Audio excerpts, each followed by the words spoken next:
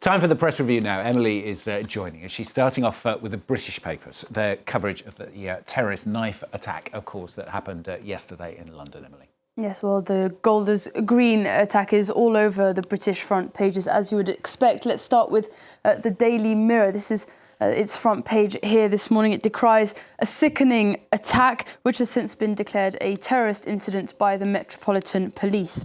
The Daily Express here quotes the MP for Golders Green, Sarah Sackman. The Labour MP said that the attacks were an attack on Britain itself. And this here is a photo of the suspect who was said to have a history of serious violence and mental health issues. Now, The Sun features that photo as well on its front page and asks how many more. The tabloid describes widespread fury at this rise in anti-Semitic incidents in the UK, a feeling shared in the Daily Telegraph this morning. This is its front page here. It quotes Israeli Prime Minister Benjamin Netanyahu there in its headline, speaking about the situation being out of control. The Telegraph also reports that an Iran-backed group has taken responsibility for the attacks, and The Guardian has this analysis piece looking into that claim here. An Iran-linked terror group known under the acronym HAYI, or H-A-Y-I, took responsibility for the attacks just over an hour after they happened. But investigators say that this latest claim might just be opportunistic, since there's no actual evidence so far of any role played by the Iranian state, and the investigation, of course, is still underway.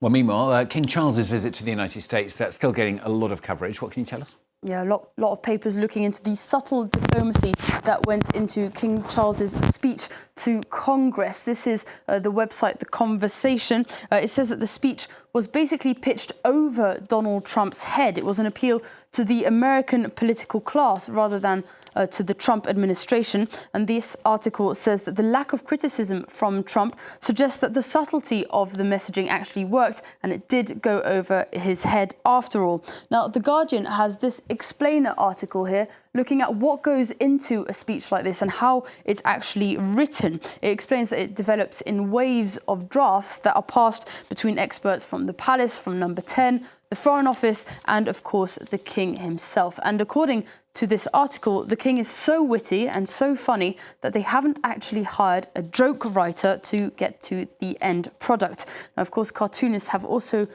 been having their fun with this story as well. This is a cartoon from the Encompass Europe magazine. Imagines Trump here whispering to Melania, he's okay, but he's no Henry VIII.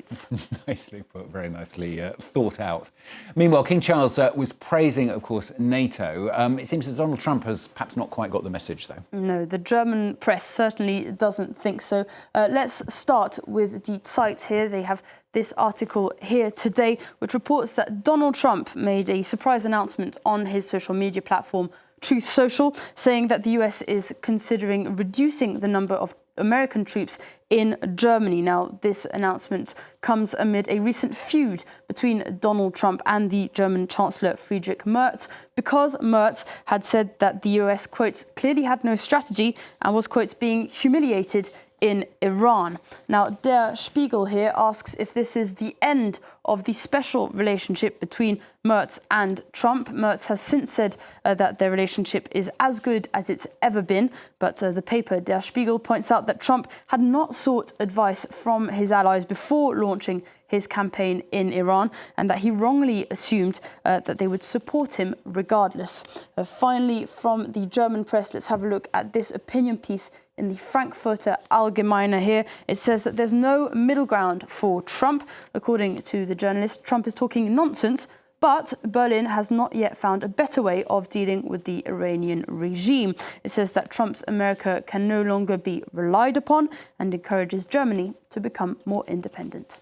And finally from Emily, a ship carrying rather unusual cargo has just left the German coast. Yes, I'm sure you've probably seen this on social media. It's quite a big story. This is a barge, a water-filled barge that is ferrying Timmy, the humpback whale, into deeper waters in the North Sea after he became lost and stranded in shallow waters off the German coast. Now, although marine experts have distanced themselves from the operation, two German entrepreneurs who funded the unusual rescue have said that it's a success. The whale, meanwhile, I'm sure is quite confused. But not to worry for Timmy, because an animal colleague of his has been campaigning for more comfortable pet transportation.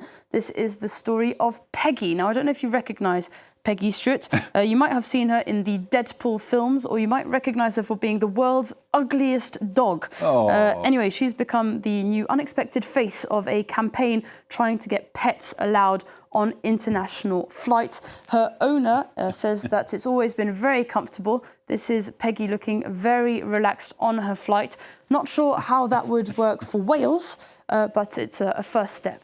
Timmy and Peggy. I think if you were sitting next to Peggy, you'd finish up with a very wet leg, looking at that tongue that's sticking out there. It's a bit slightly revolting. Not sure how that would work. Sort of cute, I think. Emily Boyle there with the papers for us here on France 24.